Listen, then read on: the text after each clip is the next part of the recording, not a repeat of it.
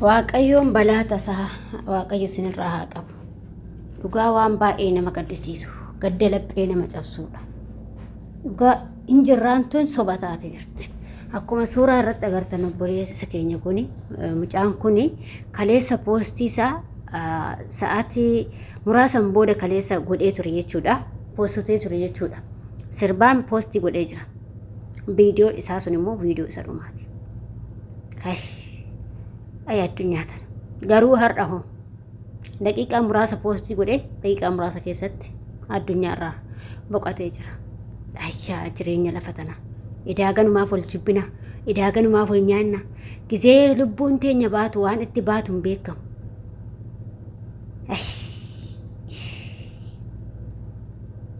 Dhugaa hedduu takka nama gaddisiisa. Obboloota koo adaraa keessa waliin jibbina, adaraa keessan bakka jirti amantaadhaan kutaan gandaa waliin qoodinaa waliin jibbina, waliin arrabsinaa miidiyaa kanarratti. Guyyaa lubbuun teenya baatu hin beekamu. Osoo har'a hin jirre jennu sekendiitti daqiiqatti wal biraa dhabama. Mucaan kana fakkaatu qaxaleen kun. Mucaan kun taphatee nyaatee osoo hin quufin, osoo ilmoo takka yookiin hin qabu akka fuudhe natti fakkaatu garuu nama fuudhee miti. Akka miidiyaa irratti haasa'aa jiranitti ilmoo takka hin qabu. Ofiifuu taphatee nyaatee hin quufne. Har'a garuu haadhaaf abbaa isaatti obboloota isaatti kubaa godhe. Du'atana. Dhugaa obboloota koodaa haganumaaf wal jibbinaa. Ijoollee gizee namni dhibamee du'ellee haa dhibamee du'e inni boon. Kan dhibamee du'ellee bar guyyaa isaati. Garuu balaan tasaa akkanaa waaqayyo sinirraa qabu. Balaa konkolaataa, balaa adda addaa waaqayyo sinirraa qabu. Dhugaa waaqayyo jechuudha. Jireenya tana ijoollee haganumaaf wal nyaannee wal jibbinaa. Haganumaaf wal arrabsinaa. Haganumaaf amantaan kutaa wal qoonnaa. Haganumaaf bifaan bareedinaa wal qoonnaa.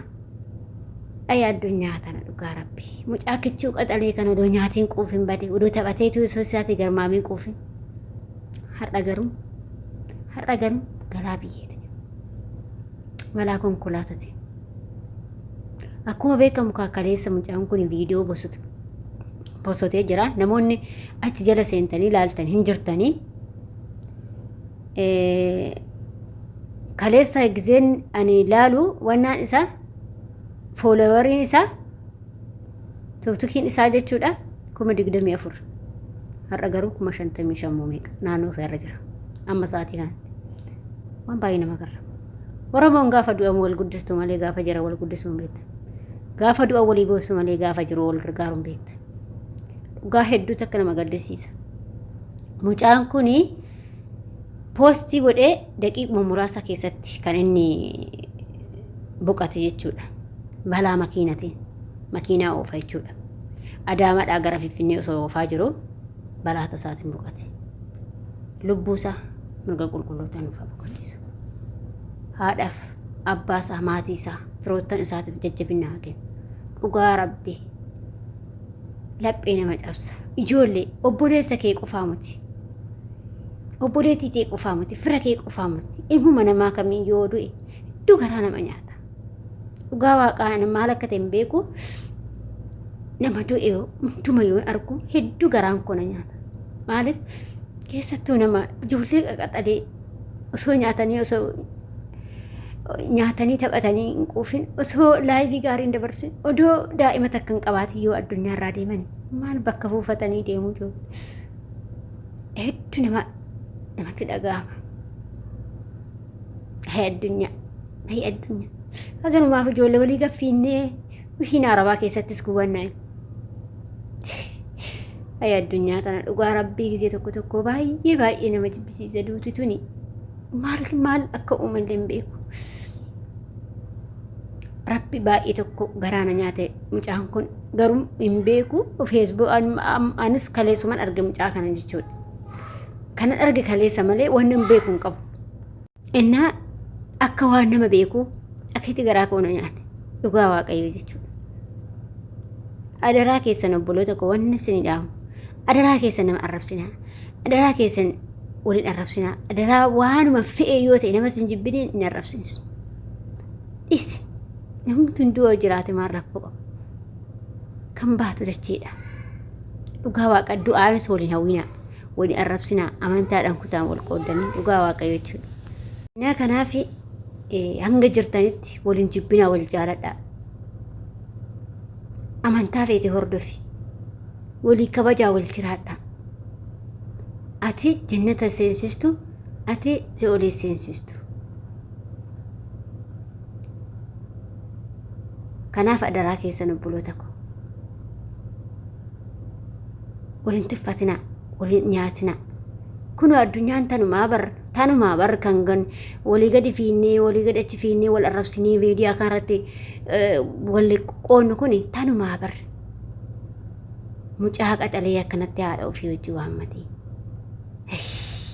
yaa du'ata namu nu gubde dhugaa waaqayyo duunitu nu gubde dhugaa waaqayyo du'ata nu gubde mararaa meeqa liqimsitee nu gubde mararaa meeqa nyaattee nu gubde dhugaa waaqayyo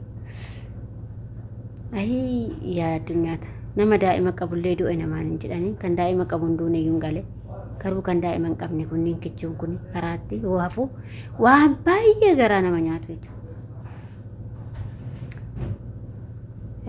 Yaa addunyaa tana kun waganumaaf wal jibbanii wal nyaannee wal finna. Adaraa keessan obboloota koo waliin nyaatina. Amantuma keessatti jabaadha.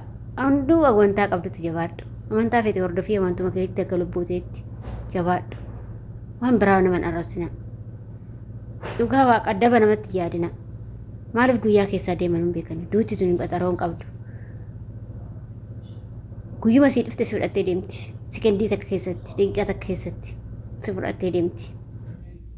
Dirqama dhibamuun qabaa ganaa taa'eetiin dhibamaa jettuu miti duuti jechuudha. Duuti sii dhufnaa si fudhachuu qofa. Carraan kan jiru. Kanaaf adaraa keessan akkuma amantaa keessanitti calootii walii godhaa. Du'aayii walii godhaa adaraa keessan. Homaa miti wal jaaladhaa. Guyyaa wal biraa deemnu hin beeknu waan ta'eef. Bullee buluu baanne hin beeknu sa'aatii kana keessatti waan taanu hin beeknu. Addunyaa tana dhugaa rabbii addunyaa ergisaa irra jirraa barri mana ergisaa keessa jirraa barri.